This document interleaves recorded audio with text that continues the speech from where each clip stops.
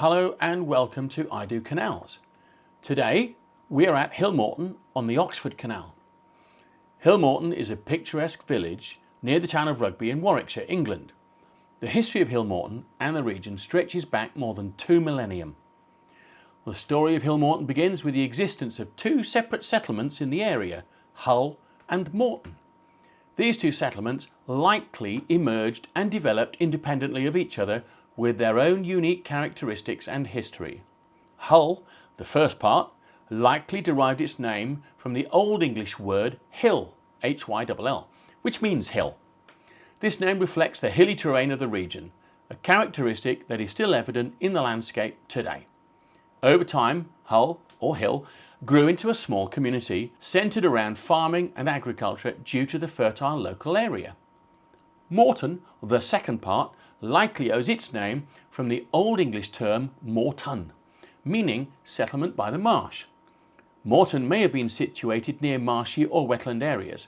Like Hull, Moreton might also have been engaged in agricultural activities, possibly other trades, due to its location along ancient trade routes including the Roman road from Chesterton to Leicester.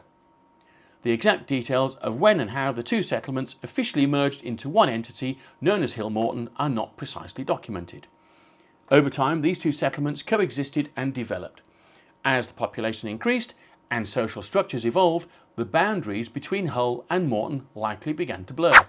According to the Domesday Book in 1086, the name Hillmorton had likely been established and it appeared as Hill Moor Town in the records. This suggests by the time of the Norman survey, the amalgamation of Hull and Moreton were already well established. Today, we're here to see a famous landmark on the Oxford Canal, which passes to the east of Hillmorton. Here is Karen to introduce it. Welcome to Hillmorton Locks. These locks are the busiest on the entire canal network. This is lock 2 and 3. Just up there is locks 4 and 5. And just beyond there is 6 and 7. We will go and have a look at these very shortly. With the completion of the Grand Junction Canal in 1805, the competition on the Oxford Canal increased. Something had to be done.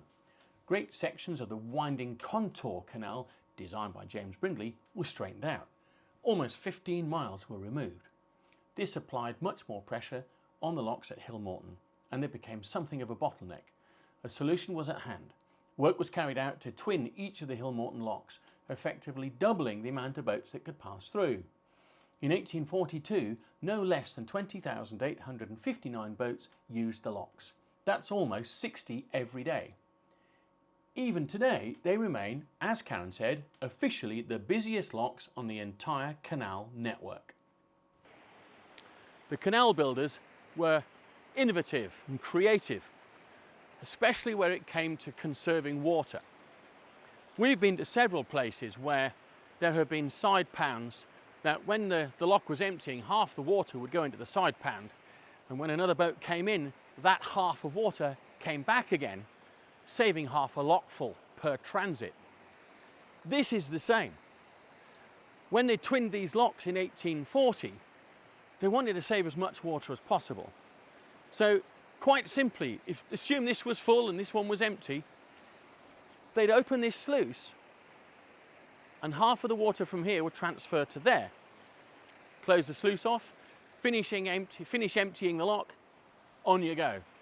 Next boat in to the same lock, close the gate, reopen the sluice, and half the water that was saved comes back. Or all the water that was saved, half a lockful that was saved.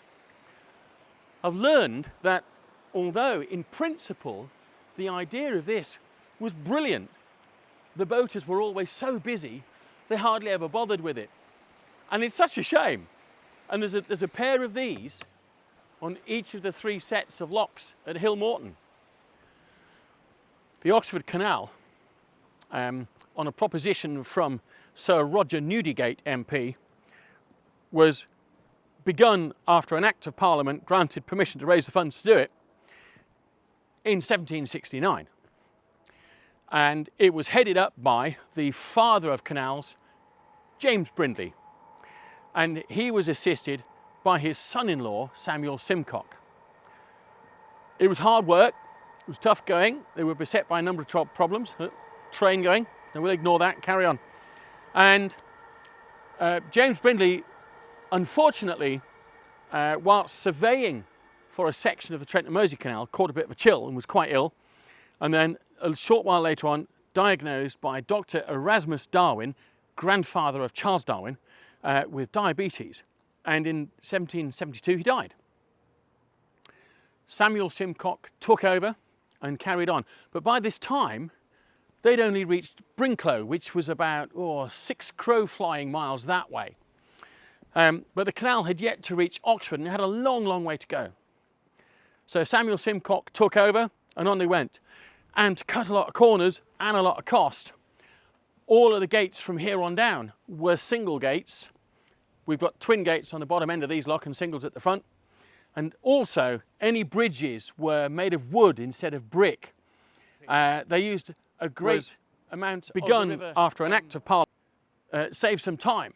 But it was prone to flooding and it still causes problems to this day. So all of that cost cutting had a long-term costing legacy, didn't it? Not very clever at all. So in 1805, the Grand Junction Canal was opened and it merges with the Oxford Canal just a few miles further on down here. It was huge competition for the Oxford Canal, and in order to try and keep up, they twinned the locks at Hillmorton, all 3 sets of locks, in 1840.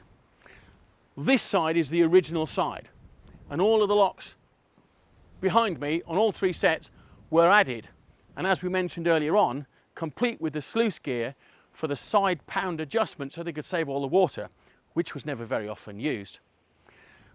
The little section further down, where for about 6 or 7 miles, where it joins or merges with the Grand Junction Canal, now today the Grand Union Canal, was for a while the busiest part of the canal network entirely, mainly because these 2 arterial routes merged together.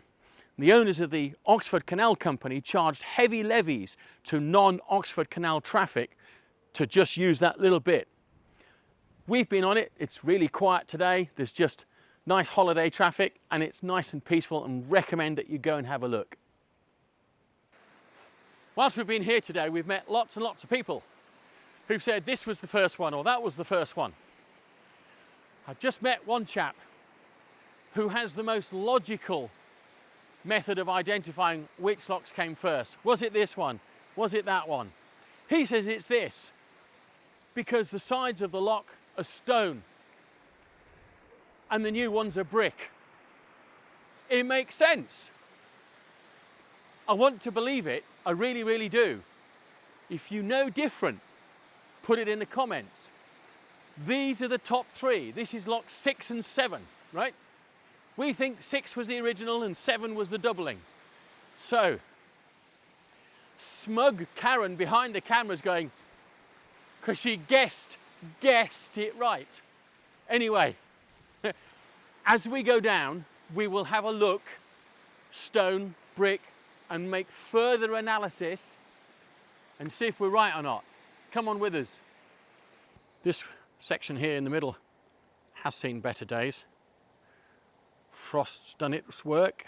Bumping boats have knocked lumps out of it. There's a couple of loose engineering bricks. There's one just there and there's another one just over there. I think the CNRT need to get down here with a bucket of cement. Hillmorton Lock number 4, number 5.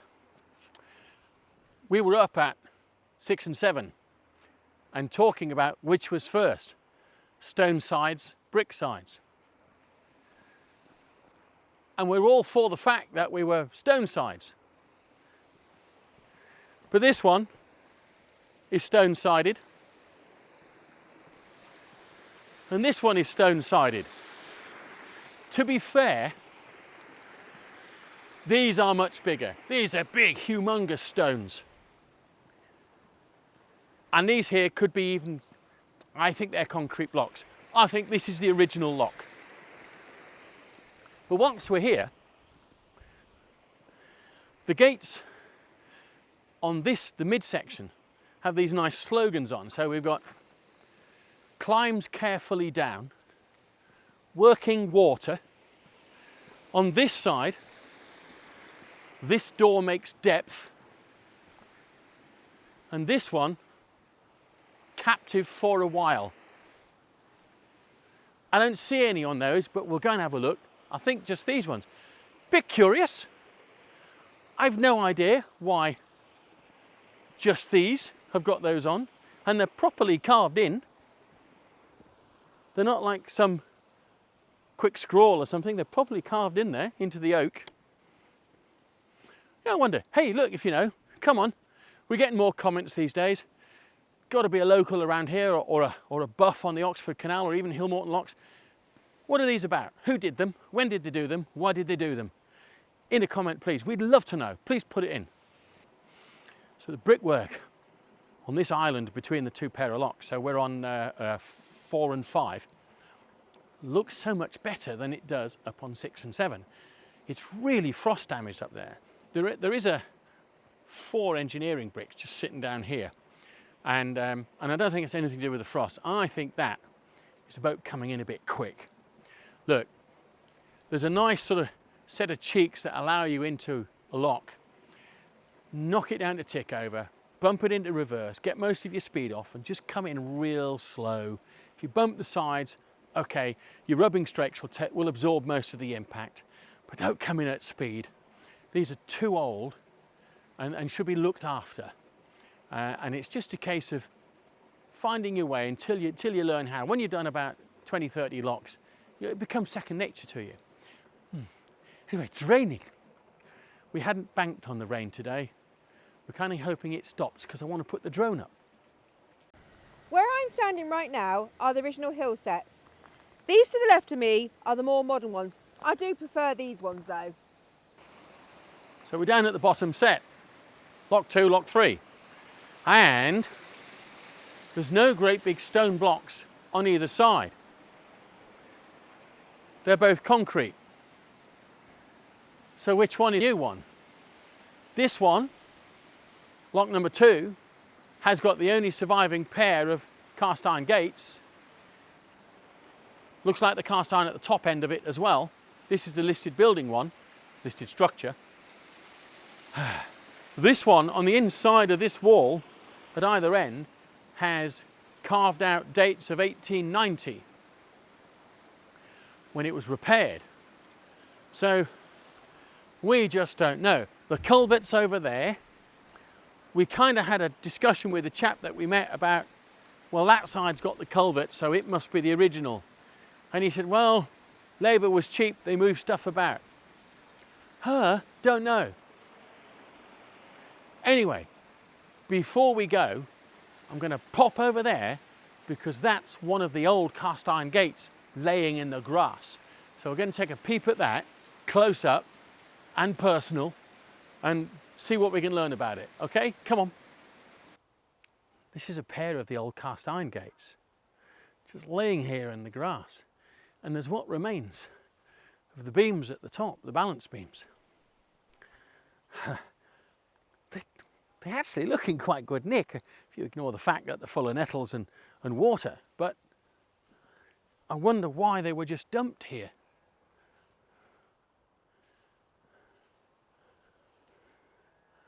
See, something like this should be rescued and put into one of the many canal side museums that are all around the network. Because these were really iconic of the Hillmorton Locks. When they were twinned, they all had these. Wow, what a shame it's not somewhere else rather than just here. Over the other side, there's all sorts of bits of stone and things like that from the old lock after they've done some repair. We'll whip the camera around there and just have a little look at that too. But we'll also get some close-ups of this. Back when they were installed, these cast iron gates were on all 6 of the Hillmorton Locks. So look, I mean, at first I'm looking at these and I'm thinking they are discarded old stones from the lock. Karen reckons it's some form of ritual circle. It's an S shape with two big rocks in the middle. Oh, I'm pretty sure if it was some form of ancient ritual, druidy kind of thing like that, there'd be a board here. I think they're old stone workings from the locks. These over here are pretty square and solid. And they've been here a while. They're kind of overgrown and really embedded in. But these in the middle look a really bit big and chunky to be nice straight sections of locks. And surely if the stonework was good, they'd have reused it. And they're not quite square enough.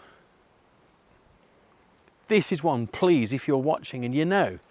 So Hillmorton Locks 2 and 3, the bottom locks are just there, 50, 60 yards. What's this? Inhaled a fly. Wings. Hang on, legs. So, stick something in the comments if you know what these are. God, I don't know. I'm a bit perplexed. I really am. If it was ancient, Celtic, Druid, that kind of stuff, there'd be a sign that says, look at this. This was so-and-so, so-and-so. I suppose rather than carting the old stone away, it's cheaper, but I still can't get around the fact that they're very uneven. Ah, somebody must know. Stick one in the comments, please, and let us know.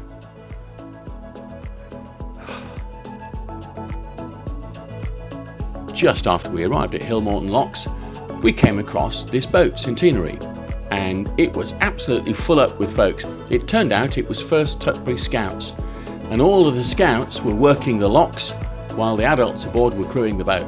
They were having a great load of fun. I asked permission and they very kindly said we could use the video that we've recorded. Here they are going through lock number 2 on their way north on the Oxford Canal.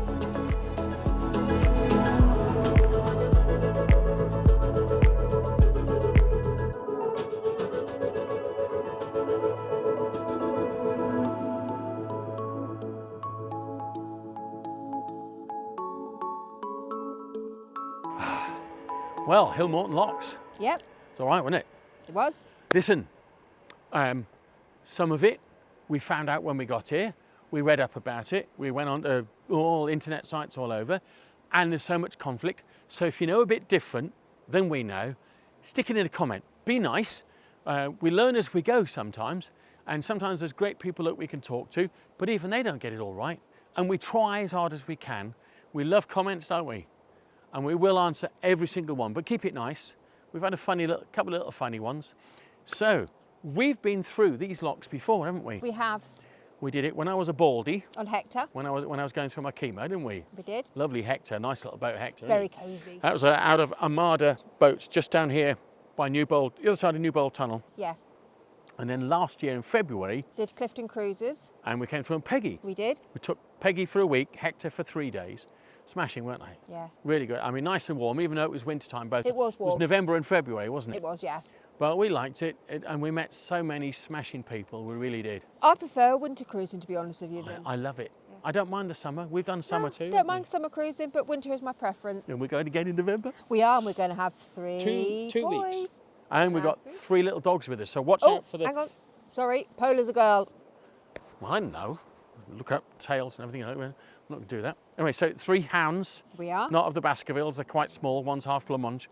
And not. Yes. Anyway, so if you've liked the video, please push the like button and subscribe to our channel. Please do that.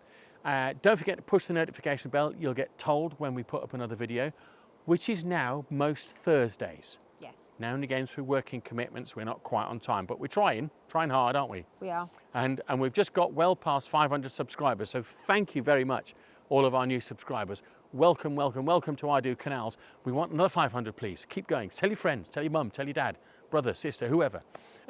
I'm going on a bit, aren't I? Yeah. Thanks very much. Goodbye. We'll see you soon. See you soon. Bye-bye.